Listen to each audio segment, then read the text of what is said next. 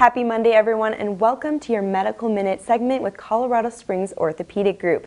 And today we're here with Dr. Cassidy, and we're talking about jammed fingers and finger injuries. So can you tell us a little bit about some of those common finger injuries? Sure, it's something we see all the time in the office. It can be a combination of things like sporting injuries, falls can commonly be causes, and you'll see anything from, you might think it's a jammed finger and it's actually a broken finger versus just what we would consider a sprain of the finger as well. So what are kind of some more of those causes that causes these injuries? So falls, as I mentioned, big ones, sports, variety of sports, kind of basketball, football, common causes. Sometimes you just hit your hand the wrong way and catch that finger in a door or what have you is another way that can occur.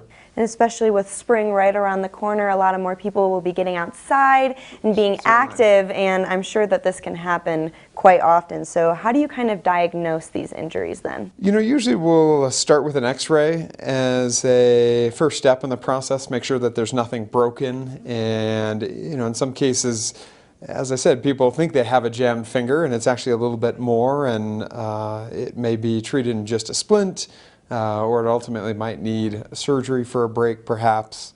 The jammed fingers, most of the time treated without surgery. Sometimes therapy is needed, sometimes not.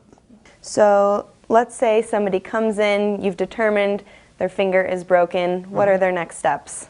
It really depends on the nature of the injury and what things look like on x-ray. I mean, you'll see such a wide variety or range of breaks, everything from the grossly deformed finger to injuries that are a little bit more subtle.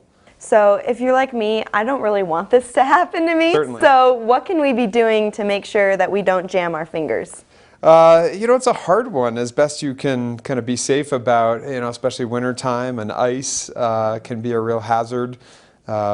Skiing sports are another one to watch out for your poles and where you're planting them. But oftentimes it happens so quickly it's a hard thing to avoid. It's not like you don't go play sports, for example. Exactly. You can't not go skiing in Colorado. So exactly. Sometimes it's just going to happen, but you guys are here for us if it does. So for sure. Thank you so much for talking with me today. You're welcome. And as always, you can go online to csog.net for more information.